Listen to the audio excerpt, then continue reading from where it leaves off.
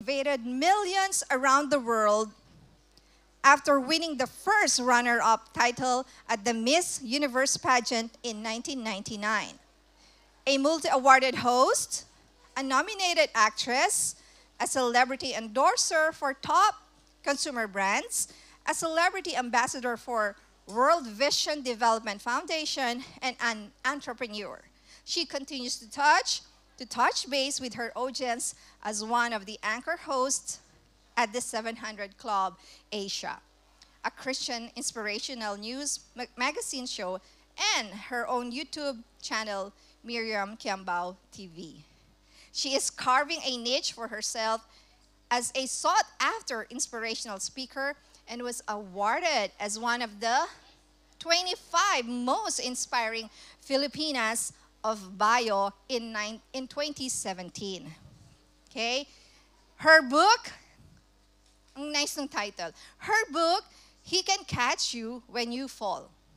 The continuing life story of Miriam Kiambao is a Philippine bestseller as she aims to use her story, talents, and resources for God's greater glory. So, if you haven't read her book, He Can Catch You When You Fall. Isn't that a very special book? May magsasalo sa atin when we fall. Wow, that's so sweet.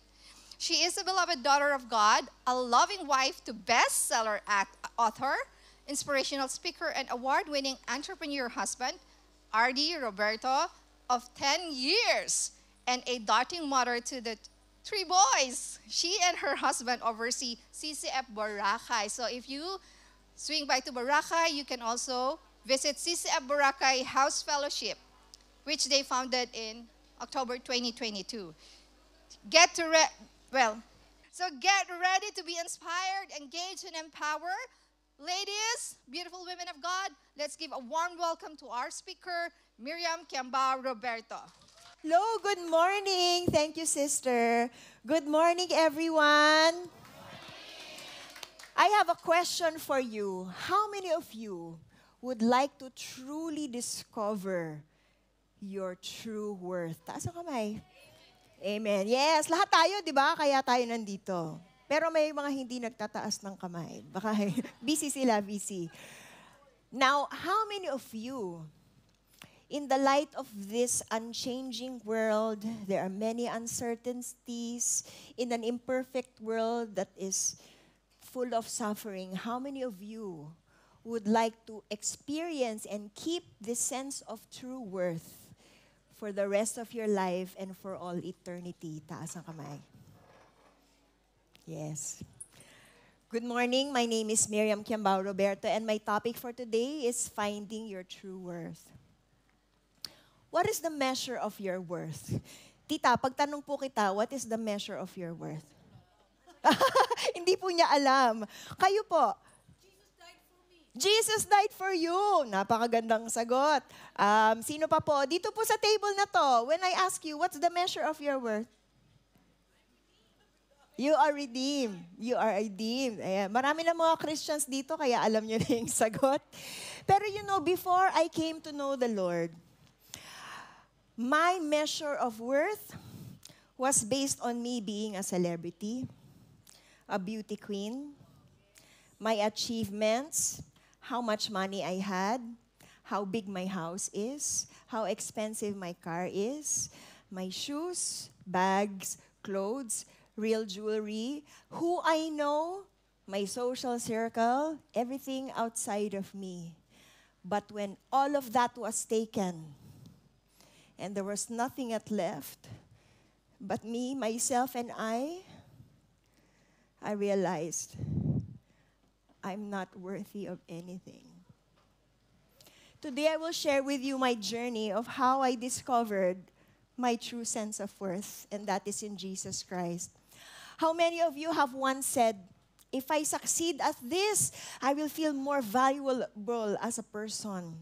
Naku, pag niligawan niya ako, tapos naging kami, o kaya kinasal na kami, naku, I'll be the happiest woman in the world. Sino mga nagsabi niyan? How many of you have once said, nako, pag naka-graduate na ako sa college or pag natapos ko na yung doctorate degree or your master's degree, I'll be the happiest. Pag nakuha ko na yung dream house ko, wow, I'm be so happy. Pag natapos na yung pag-aaral ng mga anak ko, wow, finally, di ba? Pero many of you also find your worth in your parenting, di ba? In your being a mother. While that is noble, what if your children already moved on to college? Di ba? Or they moved on to their own houses, you're left with your husband, or empty nester na kayo, you don't have as much responsibilities as a parent, what becomes of your value now? O kaya kagaya ko, di ba? Nawala yung pera, nawala yung asawa, yung unang asawa, nawala lahat. Where do you find your true worth?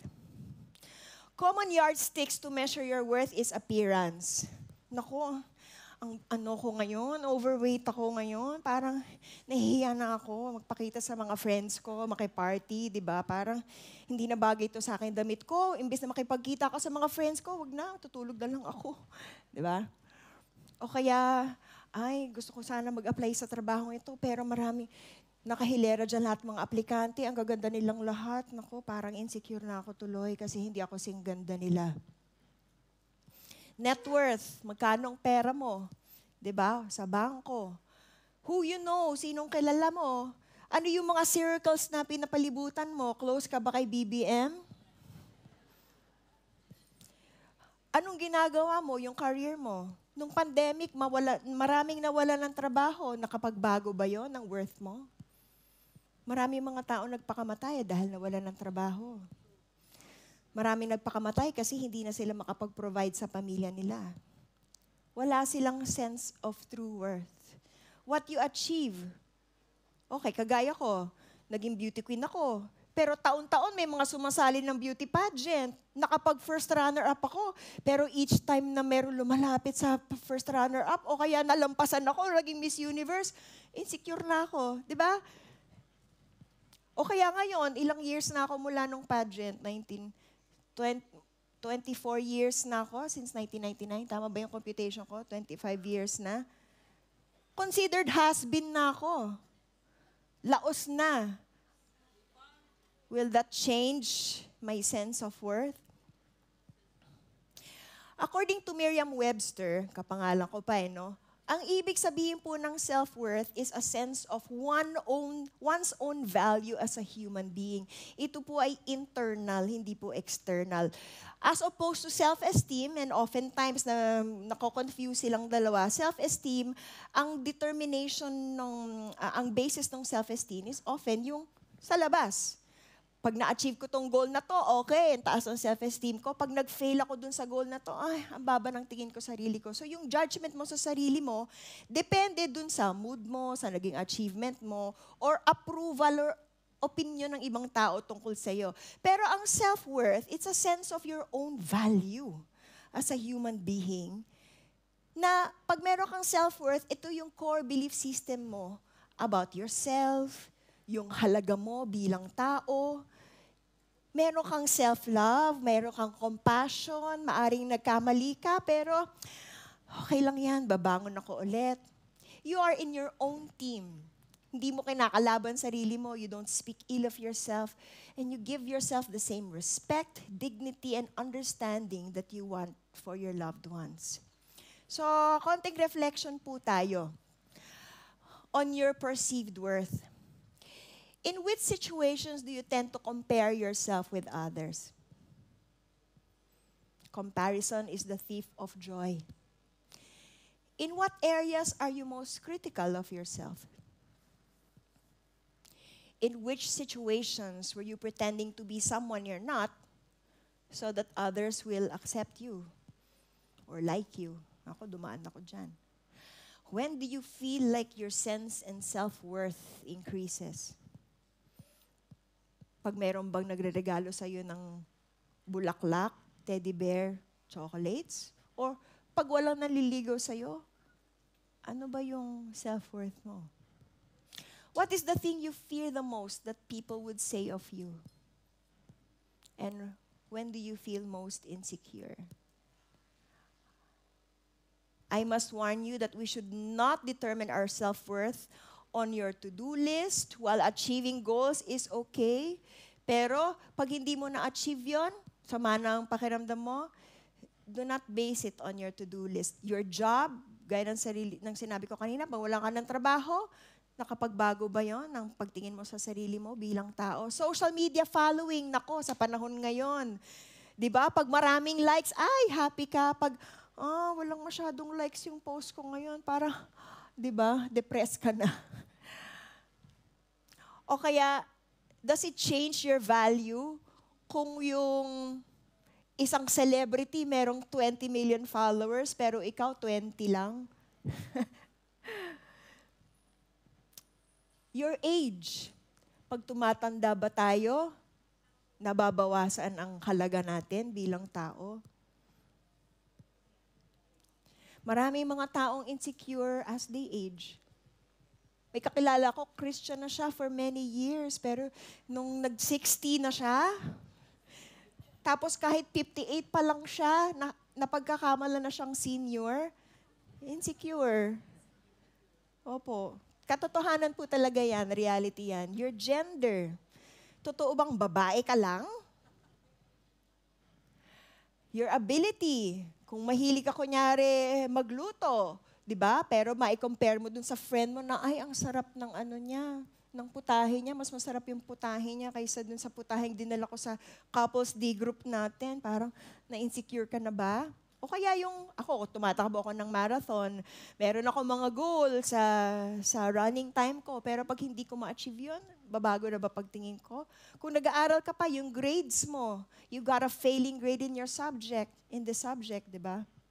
At marami pang iba, number of friends you have, your connections, your relationship status, kung single ka, married ka, hiwalay ka, complicated situation, di ba? Or widow, do not base your self-worth on your relationship status, your money or your lack thereof, your possessions, your likes or preferences. Pag mas maganda ba yung taste ng friend mo kaysa sa'yo, insecure ka na? Or other people, especially people who are very close to you, your parents, your spouse, your best friend, yourself. Pag criticize ka ba o meron silang masamang nasabi sa'yo, does it change how you see yourself? Ito po consequences of low self-worth. May depression, may risky behavior, you might tolerate abusive treatment, you have a nagging sense of failure to reach your own potential. But people with a good sense of worth are more likely to believe that you are good, worthy, and lovable. You feel deserving of love. You accept yourself with no conditions. You practice self-compassion. You believe in your potential to grow, and though you make mistakes, it doesn't threaten your identity or your worth. I go back to the Word of God, which is solid, true, and absolute. In Romans 12:13, it says, But for the grace given me, I tell everyone among you, not to think of yourself more highly than you ought, but think in a way that results in sound judgment, as God distributed a measure of faith to each of you. So although oftentimes pag nasa high level of self-esteem ka, may tendency to be prideful, God warns us about this haughtiness or pride. But look at ourselves with sound judgment. Oftentimes yung depression and looking too low at yourself, meron ding pride dun. But God says, look at yourself with the measure of faith that each has of you. So, where can we truly find our worth? May I suggest these three things: that you base your true worth on who made you, on what God thinks about you, and whose you belong. Let's begin. Who made you? Pamilyar po ba kayo sa painting na to? Take a wild guess kung sinong nag-paint niyan. Yes, Picasso. Kasi yung kanyang signature na distorted face, di ba? Ang tawag po dyan, ang pangalan niyan ay Buste de Femme by Pablo Picasso, created in 1938. It was recently sold in New York. Hulaan nyo magkano nabenta noong 2015. Take a wild guess. Yung mga mahilig sa art dyan. Ha? 15 million US o piso? US. Ano pa po? Ha? 20 million US o 30 US? Okay, tingnan natin. It was valued at an estimated 130 million or 7.4 billion. Can you even imagine 7.4 billion? Ako hindi ko ma-imagine. Sobrang out sa radar ko. Eto pa po, isa pang maestro. Gumawa nito. Yan. Ang tawag dyan, Salvator Mundi or Savior of the World by Leonardo da Vinci. Hulaan niyo po, magkano po naibenta? Noong 2017, it was sold at Christie's auction. Guess how much it sold for? Ano po? 500 billion dollars? Okay, ano pa? O Filipino money, peso. Wild guess. 200 million peso, dollars. Ito po. 450.3 million or 25.7 billion. Wala na talaga sa radar ko, hindi ko siya maintindihan. Pero napansin niyo po, yung imahe niya, si Jesus, di ba? Sobrang mahal, mas mahal pa kay Pablo Picasso. So, ikaw, sinong nare-reflect mo sa buhay mo? Kamukha mo ba si Jesus? Likeness? We are made in His image and likeness, di ba? Pero kung ito, 25.7 billion, and God see this in you because He created you, your value is so much more than 25.7 billion. My sisters, you are priceless. And this we know from Genesis 1 verse 27. So God created man in His image. Let's read it together. In the image of God, He created them. Male and female, He created them. God created us in His very image. We resemble God in our ability, in His ability to think, to create, to comprehend, to communicate, to understand right from wrong, to be creative, to relate with one another. God has given us that ability because we are all made in His image and likeness. So you are priceless, my sisters. Wala kang katumbas na halaga.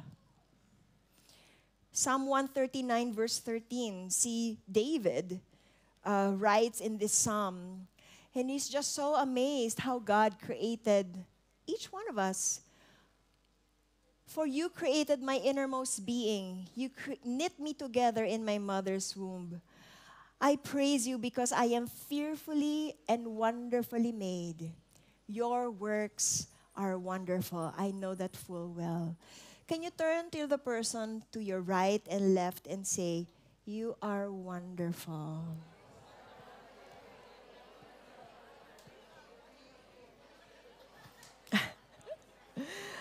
At pag sinabi po ditong fearful, hindi yung, di ba? Hindi yung gano'ng klaseng fear. Pag sinabi sa Bible na fearful, yung talagang iniingatan, na sinisiguro mong hindi ka magkakamali. Sino po dito nagko-crochet, nagninit, nagko-cross stitch, nagda-diamond, ano yun? Yung diamond art, di ba? Napaka-intricate po ng ginagawa nila na hindi sila pwedeng magkamali. Ganun po ang fearful. Imagine, ganun po tayo ginawa ni God sa sinapupunan ng mga magulang natin. Na sobrang, His works are amazing, wonderful, perfect. Look at the person to your right and you say, you're perfect.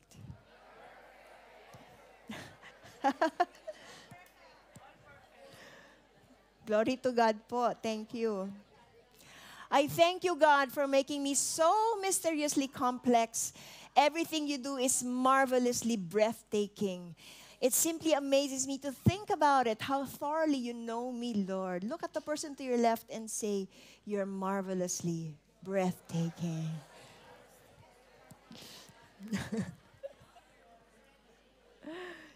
You formed every bone in my body. When you created me in the secret place, carefully, skillfully, you shaped me from nothing to something. Noon wala pa tayo, hindi pa tayo buhay. Merong seed ni nanay at sperm ni tatay. Ay, egg ni nanay at seed ni tatay. Pero nung nag-combine at binigyan ng Panginoon ng buhay, we were made from nothing into something.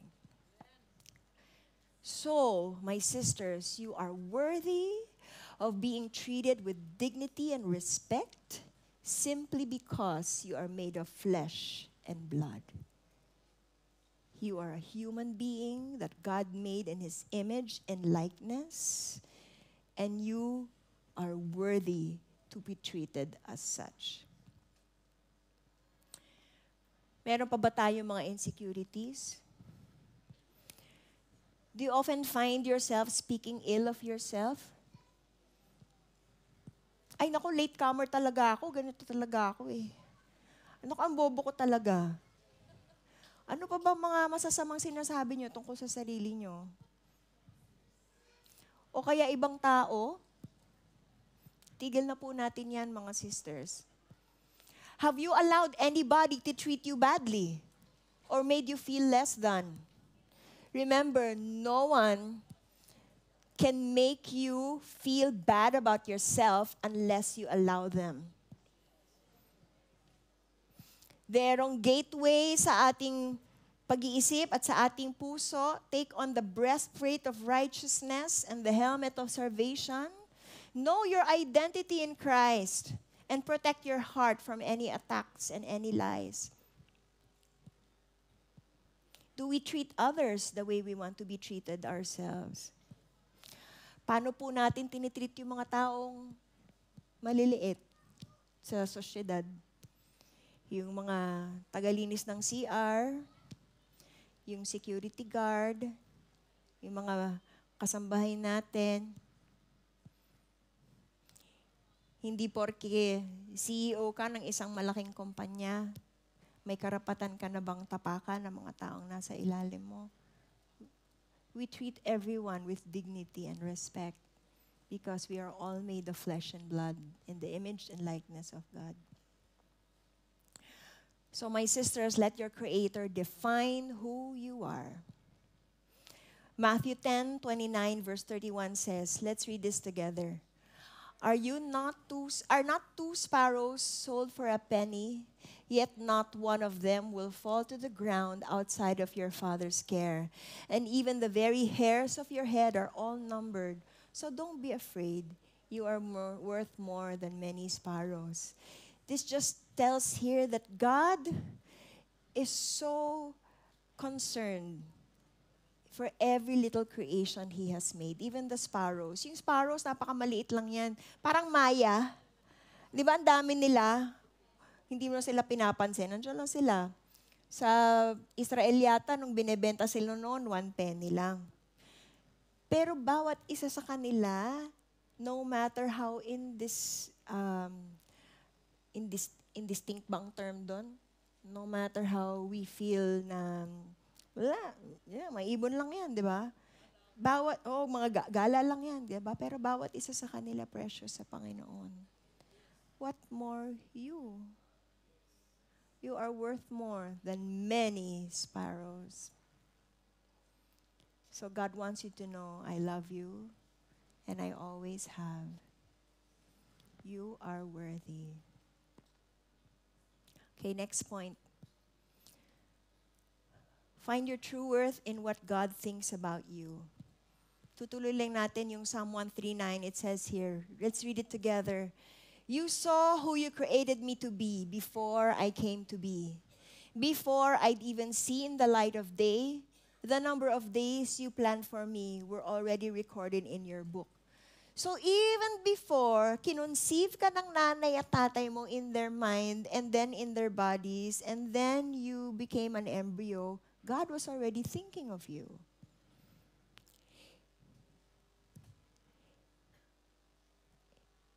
He knows the number of days we will all live on this earth. He already planned that from time began. Every single moment you are thinking of me. How precious and wonderful to consider that you cherish me constantly in your every thought. Na-in-love na ba kayo? Di ba pag in love kayo, laging nasa isip mo? Di ba? O kaya yung anak nyo, parang gusto mo, lalo na pag bagong panganak, di ba? Parang gusto mong titigan. Makagat lang ng lamok, ay naku! Ganun po ka-in love si God sa bawat isa sa atin. You are precious and wonderful. Oh God, your desires toward me are more than the grains of sand on every shore. And when I wake up every morning, you're still with me. Napunta na ba kayo sa beach? Kumuha na ba kayo ng buhangin tapos nabilang nyo na kung ilan yung sand? Sa isang handful lang yan. Sabi dito, grains of sand on every shore. Napakarami ng desires ni God for us. More than the grains of sand on every shore. Jeremiah 29:11 says, "For I know the plans I have for you, declares the Lord. Plans to prosper you, not to harm you. Plans to give you a hope and a future." God has plans for your life. And you are His workmanship, prepared for good works. You are His masterpiece, and He has a wonderful purpose for you, for each of us. He has created us for a purpose. And finally, number 3, find your true worth in whose you belong. Nabanggit ko po kanina that there was a time in my life na lubog ako.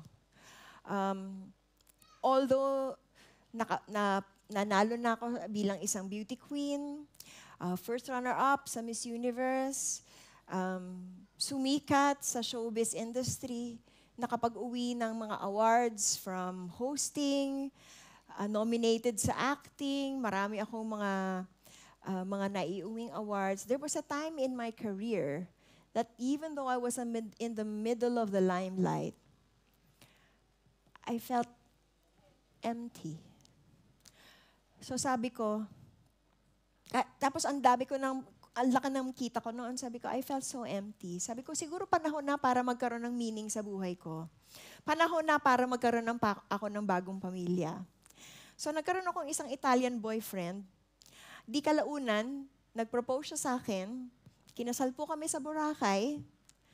And he swept me off to the sunset. And then I left everything, yung career ko, yung pamilya ko, yung investments ko, lahat ng pamilyar at mahal sa akin, iniwan ko yon para makasama yung bago kong asawa sa Hong Kong. Tama naman, di ba? Tapos noon may mga pangarap ako na makapag-travel ng mundo, makapagsuot ng mga magagandang damit. Na-achieve ko po yung goal na yun, yung dream na yun sa piling niya. We had a house in Hong Kong that in Clearwater Bay, ang view namin ng tubig is from here to there. Mahal po ang view sa Hong Kong. Napapalibutan po ako ng mga branded bags na never ko naman na-afford yan kahit nung celebrity na ako. Nag-travel ako ng mundo kasi marami siyang mga business sa Asia, sa Europe. May bahay kami sa Europe.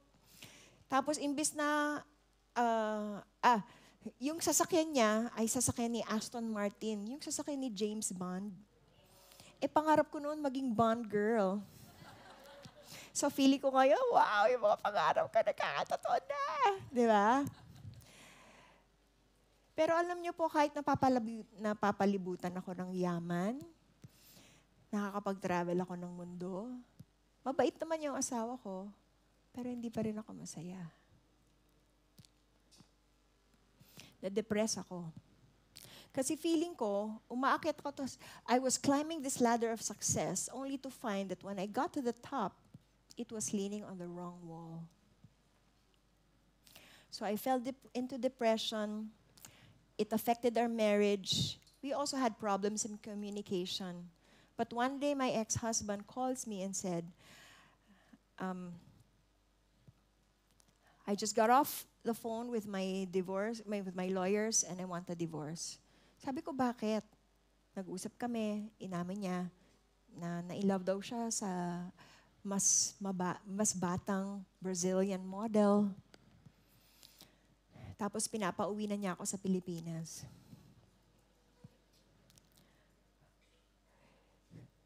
Gusto kong ipaglaban yung karapatan ko bilang wife. Ako ang legal wife. 'Di ba? Pero sa sobrang heartbroken ko, feeling ko hindi na ako loved in that marriage.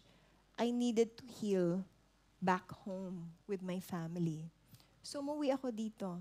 And naalala ko, nakahiga ako dun sa sofa ng mga magulang ko, willing myself to die. Sabi ko, Lord, kunin niyo na ako. Wala na akong dahilan para mabuhay. Hanggang makatulog ako. Kinabukasan, nagulat ako. Sabi ko, bakit hindi pa ako patay? Sabi ko, siguro may plano ang Panginoon. Pero feeling ko talaga nun, kasi wala na akong dahilan para mabuhay. Yung akala ko forever, ngayon ay over. Sino nakaka-relate? And not only that, 2 years later, I found myself in an even worse situation. Nag-invest ako noon sa real estate even before I got married. But 2 years after I separated, na-scam yung savings ko. Lahat ng life savings ko, ininvest ko doon, blood, sweat, and tears, hindi ko na nakita. Mga magulang ko, hindi ko na nakita para lang mag-invest doon. Tapos na-scam, mawawala parang bula. Parang gusto ko na lang magtalukbong sa kama at ayaw ko nang bumangon. Hindi ako sinusustentahan ng asawa ko noon. Buti na lang, tinawagan ako ng GMA. In-offer nila sa akin yung Pinoy Meets World. Kahit pa paano, meron akong trabaho, nakakapagbayad ako ng mga pangangailangan ko. Pero at one point, bumaba yung career ko. And I was left with out of 3 shows, 1 show na hindi sapat yung mga pambayad ng bills ko. And I was so desperate, pumayag po akong mag-post sa cover ng Playboy Philippines. Huwag niyo na pong hanapin yung picture. Hindi naman po ako naghubad. Pero it just goes to show, di ba, pababa yung value ko bilang tao. And to think, yung Miriam Kiambao brought, pride to the Philippines, put our country on the map because of, in the field of beauty pageants. Pero now, parang binibenta ko na yung laman ko.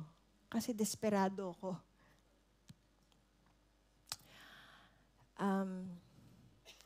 Buti na lang, there's a friend of mine who shared with me the gospel truth about the love of Jesus Christ. He shared with me this verse in Romans 6:23, which says, "For the wages of sin is death, but the gift of God is eternal life in Christ our Lord."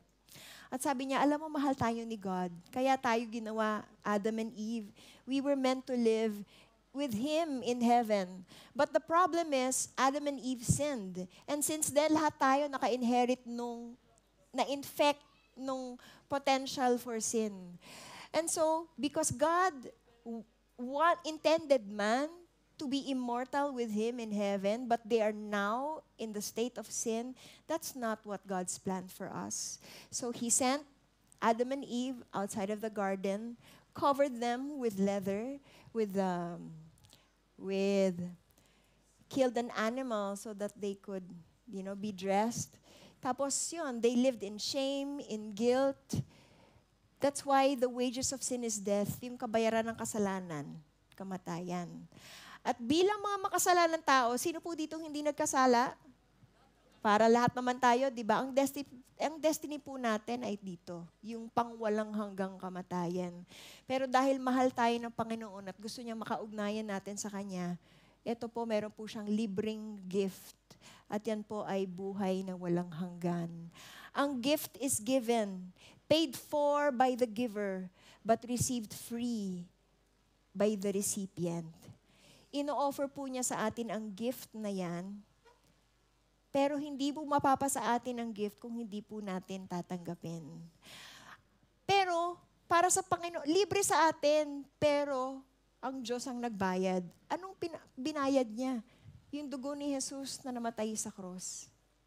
So that if we put our faith in Him, sabi sa John 3:16, "For God loved the world so much, He gave His one and only Son. Whoever believes in Him will not perish but will have eternal life." Kung nakikita niyo po dito, yung believe. Ano po ang requirement para magkaroon ng buhay na eternal life? Only believe. Sabi ba dito, so that whoever goes to church every Sunday will have eternal life. Whoever reads the Bible and prays and gives to charity will have eternal life. Wala. While all those things are good, the only thing that will save us is when we believe in the Son of God, who is Jesus Christ. And then, by our faith, we will be saved. Sabi sa Romans 10:9, it says, "If you declare with your mouth that Jesus is Lord and believe in your heart that God raised Him from the dead, you will be saved." Therefore, 2 Corinthians 5:17 says, "If there's anyone in Christ, you are a new creation. The old is gone and the new has come." So my friends, this was shared to me. I gave my life, I gave my faith in Jesus as my Savior, but it took some time before He became my Lord. And after there was a big controversy about my having posed for Playboy, tumawag sa akin ng tatay ko, "I'm so disappointed with you," sabi niya. "Sana pala sinabi mo sa akin para tigilan kita." Pero noon hindi naman maayos ang relasyon ko sa mga magulang ko eh. Mas malaki kaya na-achieve ko sa kanila. Hindi importante sa akin ang opinion nila. The only meaningful thing during that time for me was my involvement in World Vision Development Foundation. Pero dahil nag-post ako sa Playboy, tumawag sila, sabi niya, "Sususpend muna natin yung partnership natin kasi Christian non-profit kami. We will not support this career move of yours." Siguro pag-isipan natin after 6 months, pero sa ngayon, wag muna. Alam niyo po, feeling ko, yung involvement ko sa World Vision, ang natatanging dahilan para maging successful ako, kasi feeling ko parang ako si Angelina Jolie, ginagamit ko yung pangalan ko, di ba, for good works. Pero nung ayaw na nila sa akin, where does that leave me?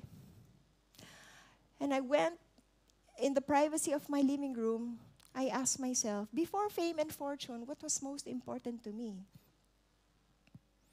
I realized my faith. Pinag-pray ko po yung sumali ako sa beauty pageant. Ang sabi ni Lord sa akin, sumali ako. At nung sumunod ako, nanalo ko. Binigyan niya ako ng success.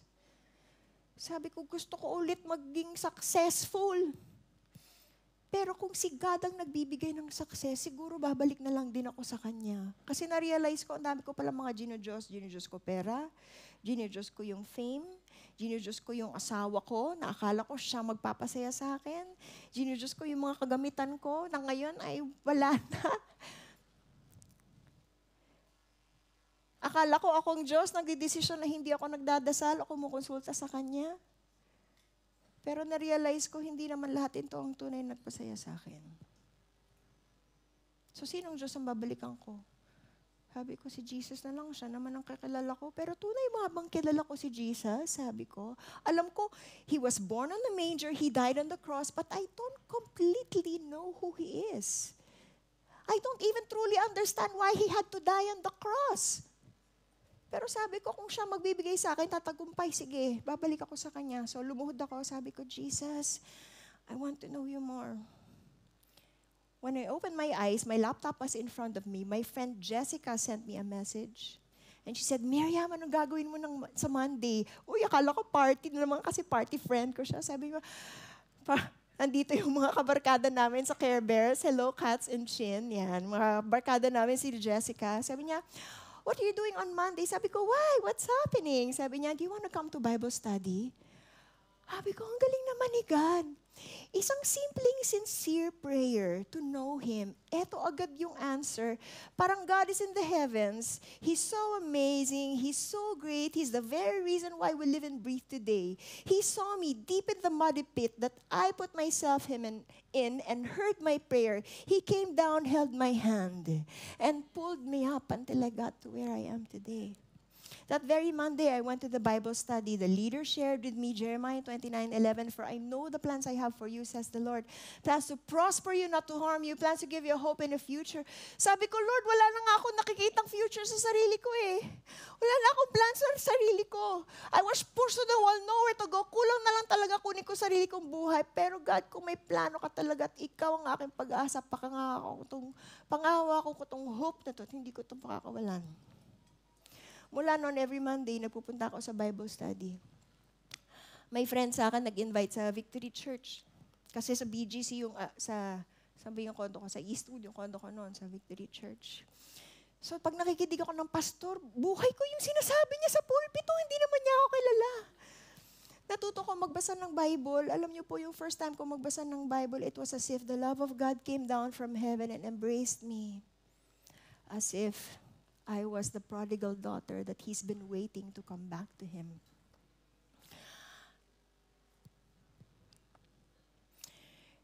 And as I poured out my heart to God, lahat ng mga problema sinasabi ko, I felt no one else could understand me like Jesus could. Umiiyak ako one time, praise God.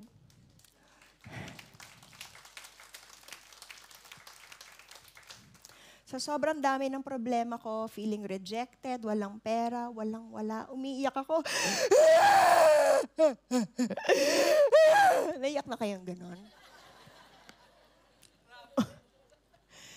Pero alam niyo pa, pakiramdam ko, yung God the Father came down. Para akong baby na umiiyak sa crib. He came down, picked me up, tapos hinila niya ako in His arms to comfort me.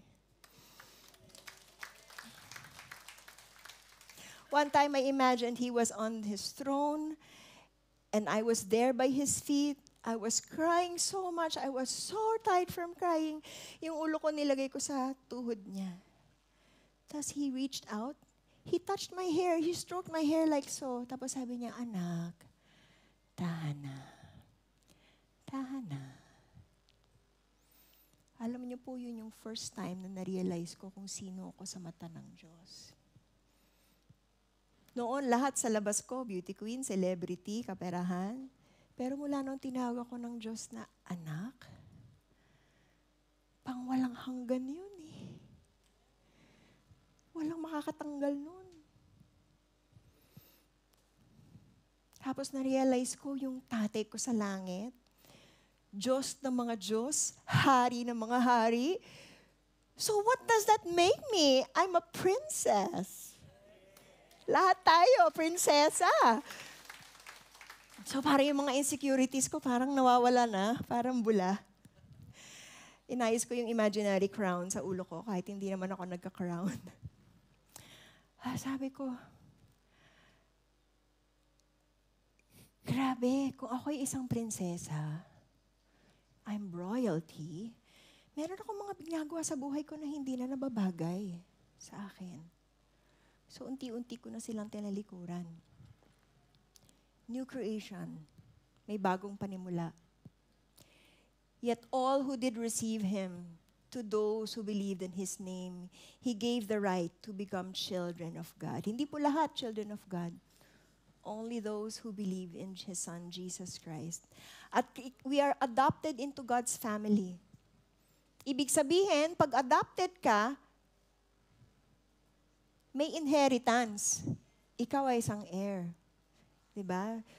So, ikaw ay tagapagmana ng lahat ng blessings ng langit at lupa. At kung meron ka pang mga kinatatakutan, God said, "Fear not, for I have redeemed you. I have called you by name. You are mine." My sisters, if you belong to God, you belong to Him twice. First, He made you. Second, He redeemed you. As I surrendered my life to Christ, got to know Him more, miracles, transformation, breakthroughs happened in my life. Una, inayos niya yung puso ko. Hinilom niya yung heart ko. Hinilom niya yung depression ko and yung suicidal tendencies ko. Diagnosed po akong bipolar depressed noon. But God healed me completely by His grace. He made me whole and complete. Pinaalala niya sa akin, honor your father and mother and all will be well with you and you will live long in the land that God has chosen for you. Humingi ako ng tawad sa mga magulang ko. By God's grace, pinatawad nila ako. My mom was in remission from breast cancer for a long time. But then, nagkasakit siya ulit. I was given 5 years to share with my mom how much I love her. Alam niyo po, growing up, hindi maayos ang relasyon ko sa magulang ko eh. Lagi kaming may conflict kasi nanay ko type A din ang personality. Pero nung inayos ni Lord yung relationship namin, finorgive niya ako. Nakilala ko yung nanay ko hindi lang bilang nanay, kundi bilang isang kaibigan. Sinishare ko sa kanya yung natututunan ko sa church. Kinikwento niya sa akin yung mga nangyayari sa mga kapitbahay. Pero nung nakomatose siya dahil nagkaroon ng complications dun sa cancer niya na bumalik, I really pray to God, God, please don't take my mom away until I am assured na mapupunta siya sa'yo. So, by God's grace, after 3 days, the Lord raised her back. Nauwi namin. And then, tumagal pa yung buhay niya ng 1 more month. Sabi ni Lord, naalala mo yung prayer mo? Panahon na. 1 week before my mom passed away, I got to share the gospel with her. She prayed to receive Christ. And though when God took her away, and though God took her home, it was lonely, but not lonely. It was sad because I'm going to miss her, but I'm at peace. At peace because I know one day, when it's my time, I'm going to see her again. Although hindi naman ako nagmamadali kasi marami pa tayong gagawin para sa Panginoon, di ba? Noon po, bilang isang divorced woman, kumakayod ako ng pera, di ba? Pero sabi ko, Lord, ang dami kong kailangan bayaran. Will you please provide for me? Ask and you shall receive, di ba? And so, the Lord opened doors that no one can shut. Bumalik po yung mga trabaho. Na-sustain ko yung sarili ko. Nakapagbayad ako ng mga utang ko. And as a divorced woman, laman po ako ng mga club. Naghahanap ako ng lalaki magmamahal sa akin, magpa-provide sa akin. But God took me out of the club and brought me to 700 Club. Ginamit po niya yung talents and skills na siya din ang nagbigay sa akin to bring me into this ministry that is now winning thousands of souls for the Lord, and it gives me meaning. It gives me fulfillment. And Lord, sabi ko, ang dami mong ginawa sa buhay ko. Pwede ba yung love life ko naman? Bible says, delight in the Lord and He will give you the desires of your heart. 3 weeks before my 38th birthday, my friend surprised me with a birthday cake. I blew the candle and said, I wish for a love life on my birthday. And the Lord surprised me with a whisper in my heart. And that whisper was a name. The name was R.D. R.D. Roberto, a week later, pursued me. And after 10 months of courtship, we were married. Last March 25, 2014. I prayed for a godly man who will be my partner, my ministry partner, my leader, a good father, a good husband. He's not perfect, but he's everything I need in a man, in a partner. Complete package po yung nakuha ko kasi meron po siyang 6-year-old son during that time who was an adopted son from his first late wife. Kaya alam ko po na pag adopted tayo, may mana. Kasi yung anak namin, may mana. Sa tulong po ng asawa kong si RD, na isang author, tinulungan niya ako matapos yung libro ko, That He Can Catch You When You Fall. Last 3 chapters po yan, yung mga nakasulat yung detalye ng aming courtship. And praise God talaga for how He is writing and continuing to write His faithfulness in my story. Actually, it is His story. Nung nung pandemic, lumipat po kami sa Boracay to escape the lockdowns. Akala namin para lang sa pamilya namin, para makapag-enjoy ng nature. And it was such a blessed and precious time to be raising 3 children on the beach. Tapos nag-start po ako ng Bible study. We moved there February, and then March, I started a Bible study for women. Nung June, nag-start ng Bible study yung husband ko for men. Tapos merong clamor, saan tayo manonood ng Sunday service? Tara, mag-live stream tayo dun sa lobby ng hotel. Kaya lang ang dami mga dumadaan dun na hindi naman Christian. So, nagkaroon ng burden ng asawa ko na mag-start ng house church. Nagpunta si Pastor Peter sa island, binigyan kami ng blessing. So, nag-start po kami ng CCF Boracay House Fellowship.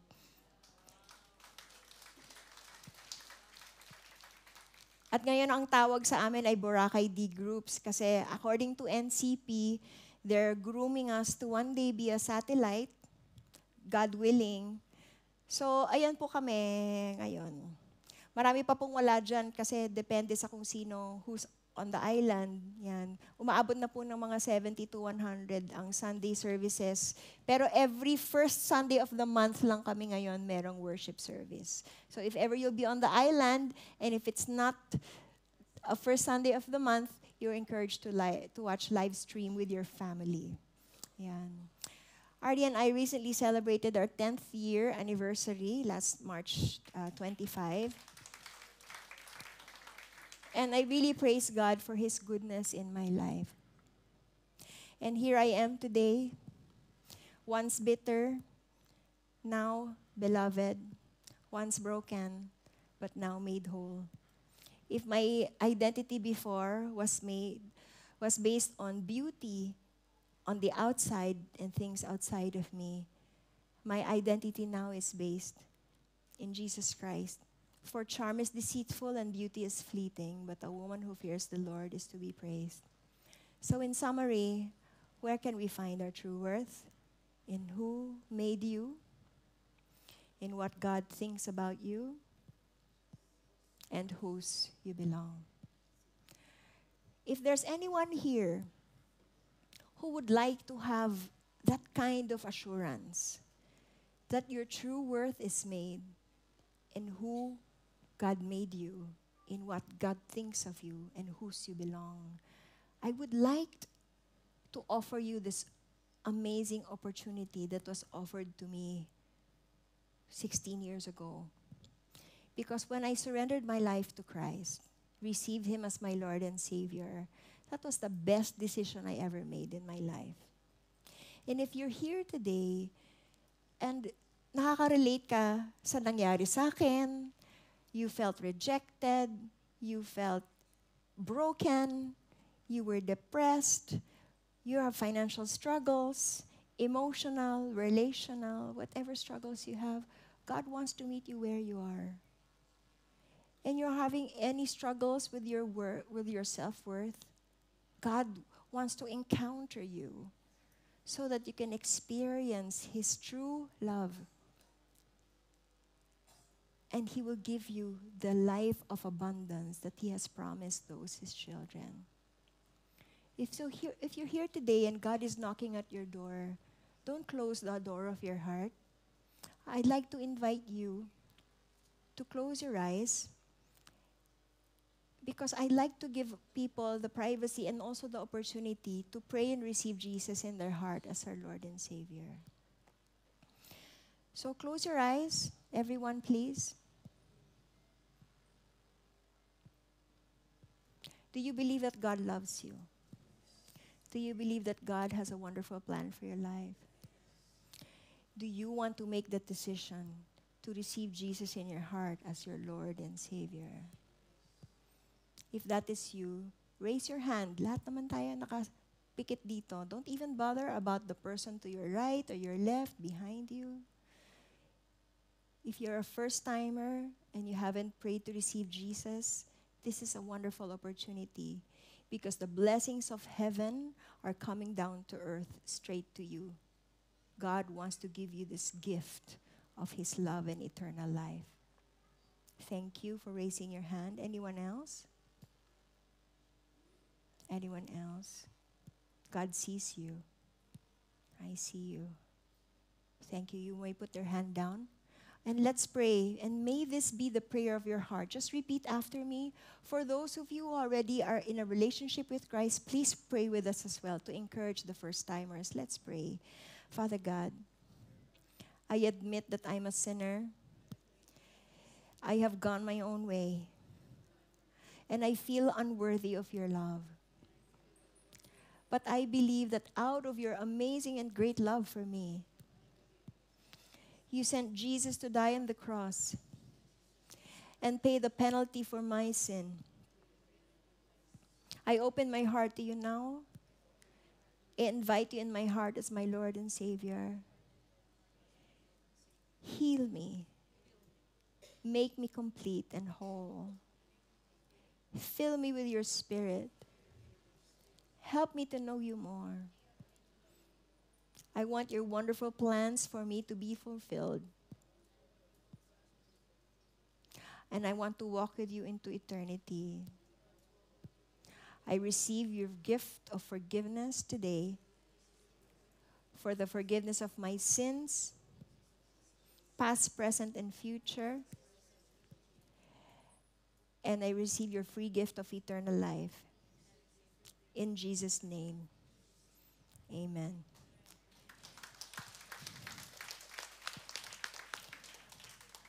God, who began a good work in you today, will be faithful to complete it. You may find yourself in your lowest point in your life right now, but just as God has held my hand and drew me up until He has brought me from glory to glory, to give Him glory, He will do the same for you, my friends. I pray for you now. Father God, I pray, Lord, that as we journey with you in the coming days, we will truly experience your love for us, and that you will speak personally to us in our quiet moments of your love and your plans for our life. Direct us, Lord, guide us. And I pray, Lord God, that we will truly experience your worth. And if there are any struggles, Lord God, in terms of self-worth, Lord God, we pray that you will help us overcome them, just as Jesus has overcome death and sin and in the grave. I thank you, Lord God, and I pray, Lord God, for these new souls that are now written whose names are now written in the book of life. I pray, Lord God, that you will send out workers to reach out to them, to nurture them and walk with them, Lord, and journey with them so that they will know you more. And I pray, Lord God, that as they put their faith in you, that they will invite you in every aspect of their life so that you can make them whole and complete, perfect into full maturity, to give you glory in Jesus' name. Amen. By the way, I have copies of my book there in the back. You're welcome to take a look and purchase, and I'm willing to sign and put your name on it. Thank you so much, and God bless. Thank you